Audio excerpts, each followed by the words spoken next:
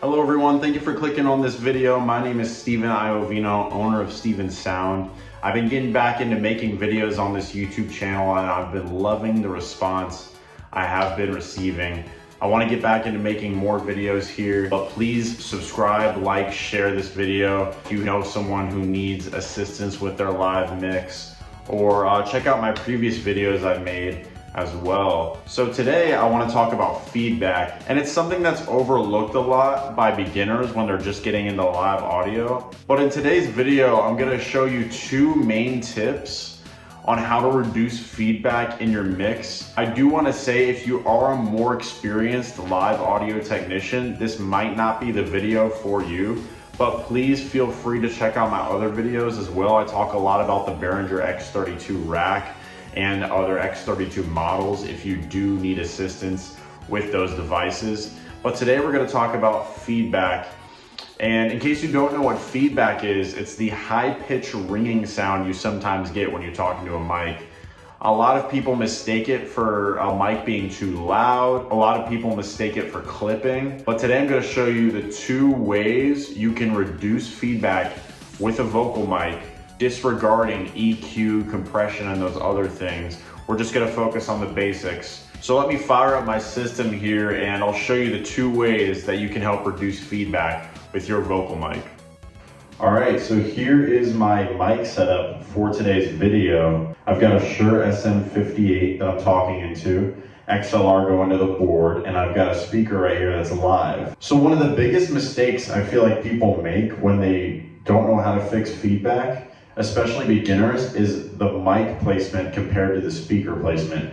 The positioning of your mic and speaker is crucial to preventing feedback. So as you can see, I've got the mic right here to my face, right? And I'm talking perfectly fine because the speaker's to the right of me. I'm not standing in front of the speaker. But if I take the mic and I put it right here in front of the speaker, check 1 2, check, check, check. Check 1 2, check 1 2, check 1 2. So as you can hear, there's a lot more feedback, and you're gonna start getting that ringing if your mic is right in front. Now, you wanna get your mic, especially if you have the two speakers set up, which I do, my other speaker's on the ground here. But if you have a two speaker setup, you wanna, and you're just using a mic, you wanna get the mic in between the speakers. Now, another tip is going to be your gain and your fader. Even with the mic away from the speaker, you can still hear there's a lot of feedback and ringing, right?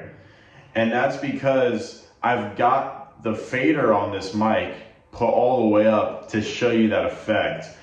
But it's less pronounced now that the mic is to the left of the speaker, but you need to set your gains right. And let me go to the board here and show you exactly what I mean. All right, so this is the mixing station app right here. I've got my fader on my mic channel all the way down right now, but I'm gonna show you really quickly how to set gain correctly. I'm probably gonna make a more in-depth video on this topic in the future, but let's say your gain is right here at minus 12, right? On the left side here.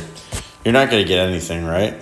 And a good way to set gain is you want to get the fader on the right side to minus 18 decibels. Now, this is the digital version. Of course, this is a digital mixer.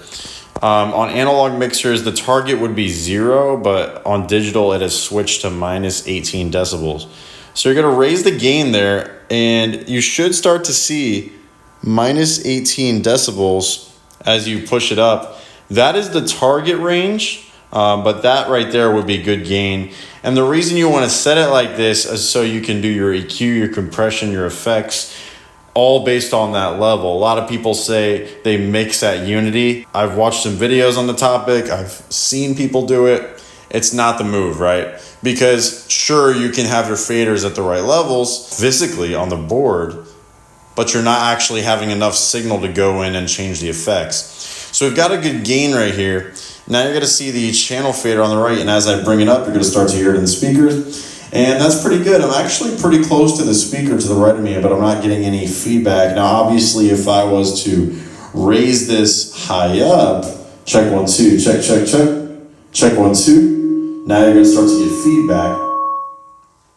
That's that nasty sound we all love. Once you start to get that, obviously rein it in. But I think the main key factor here is gonna be where you place your mic compared to the speakers. You wanna make sure there's a distance. Do not ever put your mic in front of your speaker.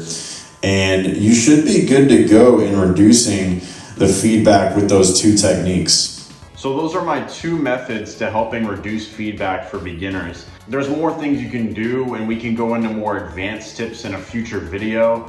Things such as EQ and compression to dial in, not necessarily feedback, but more the loudness factor that can contribute to feedback. But the reason I started with the basics in this video is because you need to control those 2 elements first before you get into EQ and compression.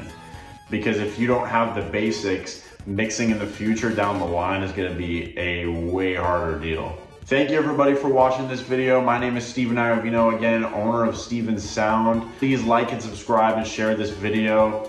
I also offer consulting services, so if you need any help with your live mixer or any audio questions in general, I can set up a phone or video call. Please email me stevensoundlive@gmail.com. My Instagram is @isteveni7, and my Facebook is just my name, Steven Iovino. Thank you everybody for watching once again, and take care. Have a good one.